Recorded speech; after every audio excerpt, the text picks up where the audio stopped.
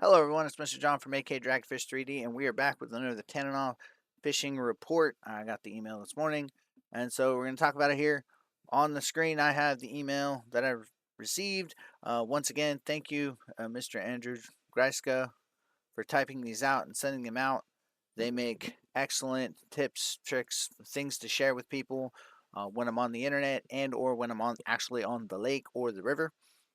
Your tips on Arctic grayling have helped quite a few people in the Chena Slough that I have encountered so far, along with a few other people out in the Chena Hot Springs Road area. So that said, smaller lakes and ponds are pretty much ice free. I haven't put the videos out yet. I'm still editing my Memorial Day debacle. That's pretty much what I'm going to title it. I got rained out during Memorial Day. I the entire weekend, all four lakes across all 4 days, Friday through Monday. My score was 2 hooked, 0 landed, 0 kept, and it was abysmal. It really was an abysmal weekend. So I've done better since then with hooks and landings, just no keeps. Nothing's big enough to keep. So that said, Harding is now ice free, so people can get out on one of the deepest lakes, if not the deepest lake. You have to double check the bathymetry of the interior. I think Harding Lake is the deepest lake of the interior, and it's a deep lake. I just know it's a deep lake. Uh, the couple times I fished Harding Lake, I've let my entire spool out on a medium rod, so we're dealing with 150 yards of line, and I don't think I hit bottom. I don't spool my lines all the way. I don't spool my reels all the way, so I don't quite have max line. But I do recall a couple times I let my line out and I did not hit bottom. So, either case, moving on. High alpine lakes such as Fielding and Tangle Lakes. Tangle Lakes is south of the Alaska Range. Either case, they're still partly iced over, so we're not going out there anytime soon. I don't normally plan to go to Tangle Lakes until late July, anyways. If and when I go, I've been delayed over and over and over again. Rivers, though, they look like chocolate milk. The Chena River, in most parts, right now, looks like chocolate milk. End of story. It's so at that point you're playing by sound, you're playing by vibration, you're playing by scent. You're not playing by sight. Most of the riverboats are free, so so if you're taking a boat out, take that boat out, get that boating going. Just remember to be safe. Remember to wear your life jacket. Don't horse around on the boat.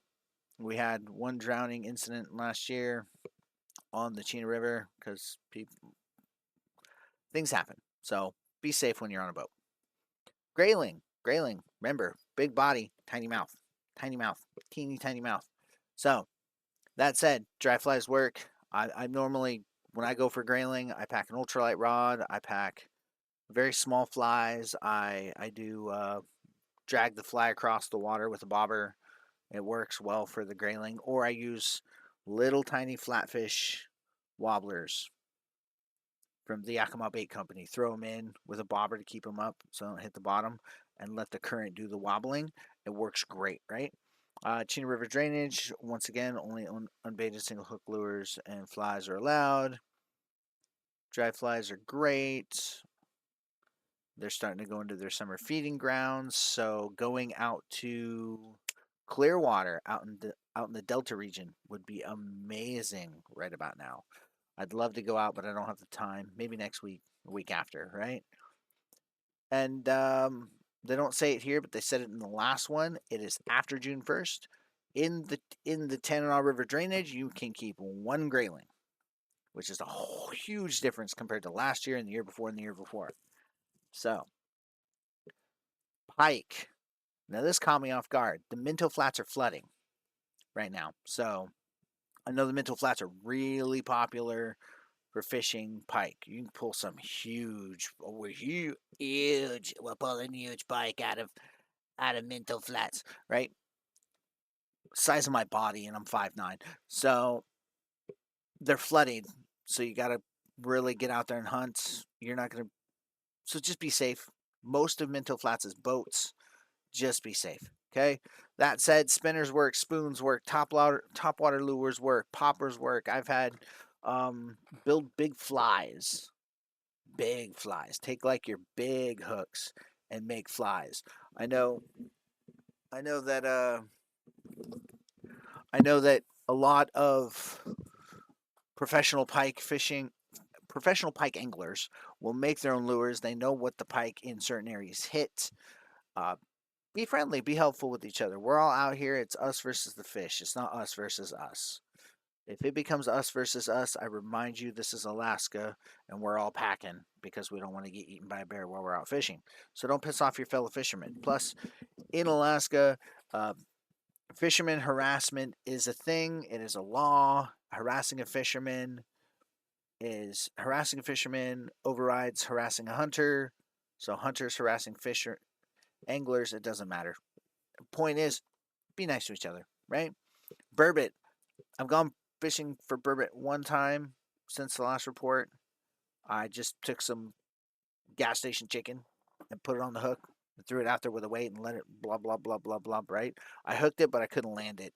I didn't set the hook right, so it's what you can do, right? I should have been a little more patient, but it's the spots out by the Fairbanks Airport. Just south of that, there's lots of little access roads along the dike that access the Tanana River with lots of eddies, like it mentions here, downstream of tributaries, eddies, etc., etc. So, lake trout. I haven't gone lake trout fishing yet. I normally wait till July, August, and then get a soft plastic and jig from the bottom at either Harding or Birch, a deep lake. There's one deep hole at Chena Lakes that's 30 feet that the lake trout like to go to. So I'll get a boat and go jig there and whatnot. Stock Lakes, they've been stocking some more, and Kings are now closed in all flowing waters of the Tanana River due to a preseason forecast of below average from the Yukon River. So, that said, go fishing, everyone. I mean, this is quick and dirty. Remember that ADFG puts out a lot of stuff. They have a lot of resources on their page. They have guides, printable guides to give to people. They have marks, maps. That they've integrated their page into come on, work brain, ArcGIS. So there's that as well. And they still have the rod program, the rod loaner program, and a lot of the snow is broken away, so the public cabin use is up. I'll bring that up in a new tab so you can go reserve a cabin along a lake and their public use. You just got to reserve it. Sign up, reserve it. You're not paying anything. What you're paying for is on the reservation, I think, unless they changed it this year, right? Yeah. Most of the time, you're not paying for anything when you reserve these cabins. You're just reserving the cabin. So, what you're paying for is getting there and getting back, because most of these cabins are pretty remote. All right. So once again, I'd like to thank Mr. Andrew Greiska for making these beautiful reports for us. I want to thank you for watching. If you like what you see, if this helps you at all, consider hitting the like button. Consider the subscribe. Go back, check everything else out on the channel. We're all about Alaska. We're all about fishing. We're all about outdoor stuff. We're all about tech. I'm kind of blanket. I've diversified a couple years back. So if you're here for gaming or Warhammer or whatnot, I got other channels for that. I have a beautiful 3D camera that I'm making immersion videos for, so check those out as well. And until then, from the bottom of my heart to all of you, thanks for watching.